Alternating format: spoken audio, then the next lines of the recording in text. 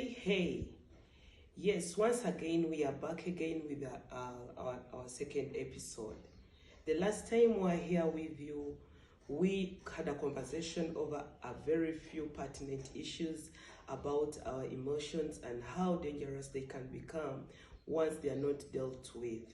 We did mention that life is actually what you make it. It's not about other persons, but it's about you to decide on what you want your life to be like. Today, we are going to have a further chat on how we can move on or even try to avoid to escalate to the second level. We did realize in our former discussion that the longer we take in our first responses to the hurtings that have happened to us, the more dangerous it might become. I do refer to the first responses to our hurtings as the incubation period. It is a period or a stage where you're incubating something which is more or less a time bomb. So when we get into hurtings, when we get into disappointments, when we get into confusion, when we get into insultive situations, our emotions definitely are tampered with. So the responses that first come into play are often likened to the eggs that have been laid. But the longer the situation stays, the longer the emotions stay, the more deadly they become. That's why I'm referring to that as the incubation period. But we want to see what are the dangers of incubating those emotions. Did you know that anger, as anger itself, can be managed as soon as possible? Did you know that self-blame can be dealt with within the first few weeks or months of your hurting? Are you aware that actually you can deal with your worries about what has happened to you within the first few months or weeks of the happening? So, we want to say that you need to act fast. You don't need to massage that anger. You don't need to massage that self-blame. You don't need to massage that self-hate. You don't need to massage that uncertainty. You don't either need to massage that worry. In that way, you will avoid going into level 2 of emotional damage. Why do we want to run away from level 2 of emotional damage? Because level 2 is a more fragile level. It is a very delicate level that handling it alone might take much of you and much of your resources. What are these common things that happen in level 2? When you get angry in level 1, in level 2, it will become an outburst. Because now you're coming from the interior and you're coming out to the exterior. So you begin showing what you have been incubating for long in the outside. And this is very, very deadly to you as a person, but also to the people around you. Another thing that might happen to you is you'll become so irritable over very simple matters. You find yourself, you're irritated, you're just up into arms with everyone, with things that are actually not called for. Your responses go out of proportion. Yes, and that will push people away from you. Before we know it all, you are closing yourself behind doors. You don't want to mingle up with people. You have withdrawn.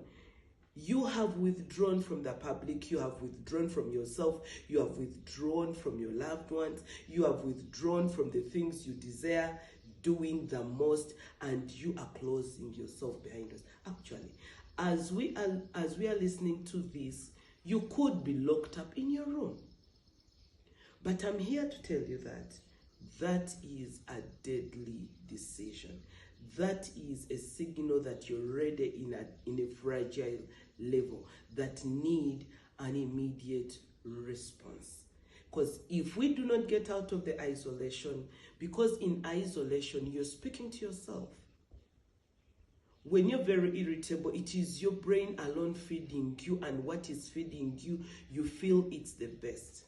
But how true is it that what your thoughts are feeding you are the best solutions to your situation? How true is it that by withdrawing and isolating yourself from people, that brings a solution to your problem? Actually, it is making the problem worse. Do you know why? We human beings are social animals, and we are programmed in a way that we need to be mingling up with other humans. So in the event that you are going to cut off yourself from the other humans, then that means that there is something abnormal.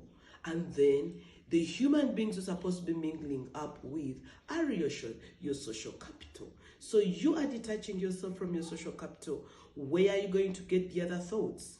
Where are you going to run to tomorrow when you're in need? Because isolating yourself will mean chopping off communication with people, will mean chopping off and ignoring ideas that are coming through, will mean you are believing in only and only yourself. But we are not self-contained when it comes to emotional management. We need an external voice to speak to our situation because it is more objective than our own thoughts. So isolation is very dangerous. Irritation, outbursts will scatter people away from you, will scare people away from you. Actually, people will end up running away from you, and yet they are your social capital, and you need them around you. The other thing before you know it all, you'll be, because you're speaking to your own self, it's only your brain that is feeding you, its own decisions are not being checked, then you're going to get up ideas of wanting to do away with your life. I want to tell you, the life you're holding doesn't belong to you. The life you're holding, you didn't purchase it anywhere. The life you're holding has got no replacement. Once it has gone, it has forever gone. And above all things, doing away with life has never been a solution to a challenge. Doing away with your life will appease you, but the challenges can be handled in a better way. Actually, if you do away with your life, you don't even enjoy the benefits of it.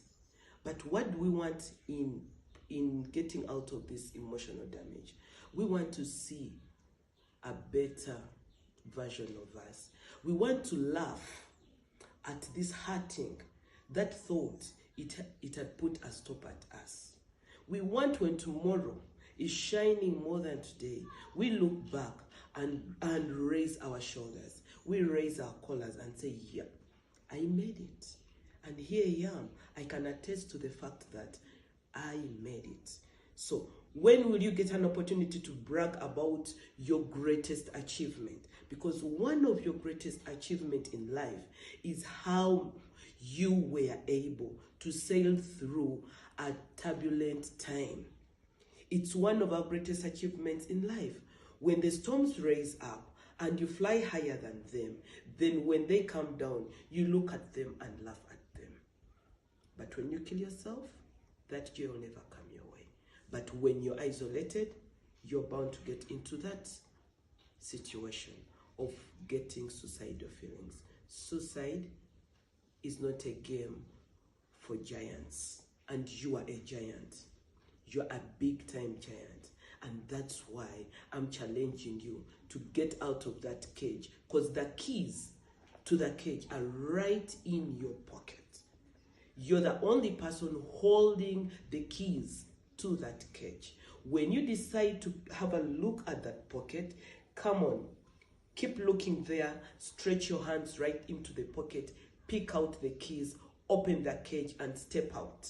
You will discover that you can make it.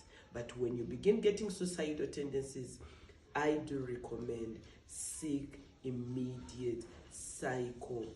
psychological support. I know everywhere we are having psychologists, we are having psychosocial supporters, we are having psychotherapists, we are having counselors within our areas. Share with somebody that thought, and help will come your way. Your life is precious, and we still need you around because you're a resource that cannot be replaced. So life is valuable, and more valuable with you, because what is in you is not in anyone else. It can't be found in anyone else. So that's why I urge all of us to try our best to cut off the emotional damage at level 1 and do not permit to escalate to level 2. But once we're already there, seek for help, because level 2 is very fragile. You have feelings of irritation, you realize you're having outbursts with no genuine explanations, you realize you're having suicidal feelings, you have lost interest in the things that you best liked. I recommend run out of that cage, go and seek for support, because that is a dangerous place where you are.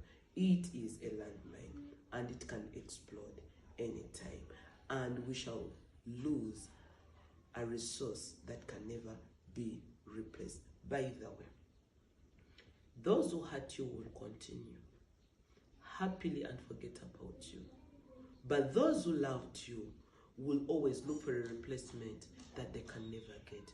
You can never be replaced. You can never be replaced. So let us work towards trying to get another us. Let us work towards gathering up ourselves to face tomorrow in a better way. Yes, we can, because the resources are right within us. The keys are right within us. Come on, put it inside the cage opening. Open that cage, run out of it, and get help. See you.